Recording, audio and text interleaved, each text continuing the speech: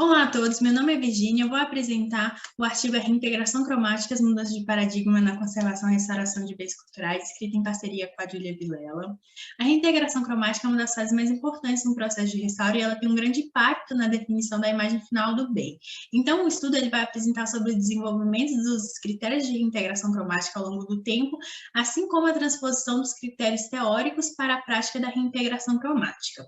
Inicialmente, essa etapa ela era realizada pelos pintores restauradores e tinha um caráter utilitarista, então comumente era utilizada para renovação de pinturas, para cobrir algum dano que a obra sofreu ou para cobrir elementos que por questões sociais já não eram mais aceitos nos bens.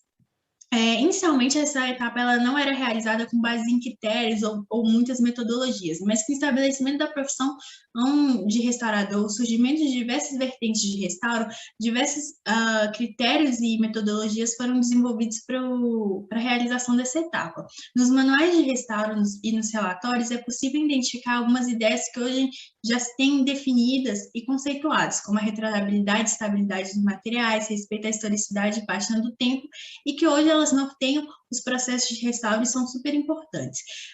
Quanto à reintegração cromática no Brasil, foi encontrada uma lacuna sobre o desenvolvimento dessa etapa, mas é possível identificar indícios dessas práticas a partir dos estudos sobre o desenvolvimento da restauração no país. O trabalho ele também vai abordar sobre o uso de termos para a designação da etapa de reintegração cromática. Aqui no Brasil, comumente a gente encontra sinônimos como retoque, integração para designação da reintegração cromática. E o mesmo ocorre no âmbito internacional, que são encontradas palavras como retouching, painting, loss compensation para designar a mesma etapa. Essas variações elas podem ocorrer por motivos geográficos, em que cada local há uma preferência de uso de termo, e também em que âmbito está sendo utilizada. No acadêmico é comumente encontrada reintegração cromática, mas retoque é utilizado coloquialmente. Então, além dessas variações, também é encontrada uma questão em relação às traduções, que podem gerar até divergências de significados entre as palavras. Nessa imagem, eu coloco o sumário de uma revista de restauro, especificamente de reintegração cromática, em que é possível observar essa variedade de termos para se designar a mesma etapa. Pensando na transposição da teoria para a prática, são abordados 3 estudos de caso que ajudam a ilustrar as soluções encontradas para esse processo de reintegração cromática, assim como a importância do uso dos critérios para a definição de cada processo de reintegração cromática. O primeiro caso é a pintura de Bernardo Mascarenhas, que foi restaurada dentro do curso de graduação de conservação e restauração de bens culturais móveis. E nesse trabalho é importante observar a sistematização das informações sobre esses materiais pictóricos. Ainda é muito raro que se encontre muitas informações sobre essa etapa. Comumente é encontrado o material utilizado e a técnica, sem nenhum tipo de explicação ou fundamentação sobre essas escolhas.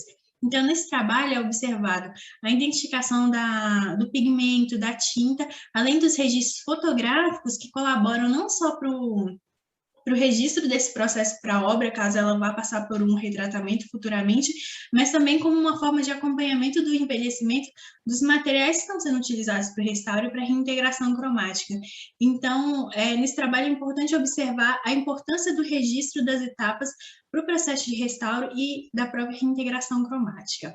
O segundo estudo de caso são os painéis de Matt Hockton, que são datados de 1959, que foram criados para a Universidade de Harvard. Eles ficaram por anos guardados e quando eles foram ser expostos, foi percebido alterações cromáticas em toda a superfície das pinturas. Ao se pensar em como restaurar a cor desses painéis, se percebe a extinção desses danos, então não seria possível realizar a reintegração cromática como a gente pensa tradicionalmente, que seria a aplicação da tinta sobre a camada pictórica. Então, surge uma solução associada à tecnologia, que seriam as projeções. Aqui na imagem é possível ver os projetores e as imagens. Então, é desenvolvida uma imagem de compensação, que ela é feita observando o painel no estado original, em que eles pegam um sexto painel que não havia sofrido com esse tipo de alteração cromática, e o painel no estado atual, e a partir disso é produzido uma imagem de compensação que seria projetada sobre essas pinturas. Essa projeção ela ficava ligada durante todo o tempo e 1 hora por dia ela era desligada para que as pessoas pudessem observar a pintura sem essa intervenção. Esse tipo de solução ela é muito importante porque ela também considera os conceitos envolvidos para a produção dessa obra, considerando que o artista considera grandes dimensões e uso de cores e formatos para envolver o espectador. Então, a solução da reintegração cromática, ela deve considerar os conceitos artísticos, a função social e também a viabilidade do uso de materiais e técnicas como solução. O terceiro estudo de caso é a pintura composição de 1952 da Lygia Clark. Essa pintura ela foi doada pela própria artista para o Man Rio, mas posteriormente o museu ele sofre com um incêndio e essa imagem é atingida. Recentemente, o museu convidou os restauradores Cláudio Valério e Edson Mota Júnior para realizar a restauração dessa obra, e na análise eles relatam que houve uma perda de 1/3 da tinta e suporte, além da presença de outros danos, como craquelê, acúmulo de fuligem e sujidade. Para a realização desse restauro, eles relatam que a principal referência encontrada foi essa imagem preto e branco, do período da doação. E a outra referência seria os próprios pigmentos e cores que estão presentes na obra. Então, a partir dessas duas referências e os próprios estudos utilizados sobre técnica e sobre artista, eles iriam desenvolver esse restauro. Eles esclarecem que havia duas principais vertentes para a realização dele, que seria a reconstrução da obra, considerando a grande perda que ela tem, e um trabalho de conservação, que envolveria a estabilização dos danos que a obra sofreu, e ela ficaria como um registro da passagem do tempo e de todos os acontecimentos que atingiram ela. A partir da discussão do restaurador com o museu, é estabelecido que o objetivo seria desenvolver a obra, integridade visual e permitir a fruição e a apreciação estética dessa obra. Então, dessa forma, eles optam pela reconstrução. Esse estudo de caso, ele é muito importante para observar sobre a melhor abordagem a ser estabelecida, que associe a apreciação estética e a preservação da essência e do conceito artístico da obra.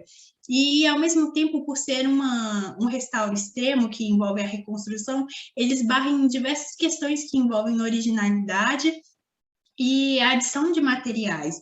Então, esse restauro ele é muito importante e ele envolve uma observação cuidadosa para entender o limiar da atuação do restaurador e da intervenção durante a integração cromática. Concluindo a apresentação, é possível observar que existem critérios fundamentais para a realização da reintegração cromática, mas eles devem ser observados associadamente com a função social do bem, com o conceito artístico, com o âmbito histórico dessa obra para o desenvolvimento de uma solução de reintegração cromática que atenda da melhor forma a obra e respeite todas essas questões. E, além disso, também é identificada uma lacuna de pesquisa em relação à reintegração cromática no Brasil e o desenvolvimento dessa etapa, que possa muitas vezes até explicar a ausência de muitas informações nos relatórios que a gente encontra em relação à reintegração cromática e essa etapa. Dessa forma, eu finalizo a minha apresentação e agradeço a todos pela atenção.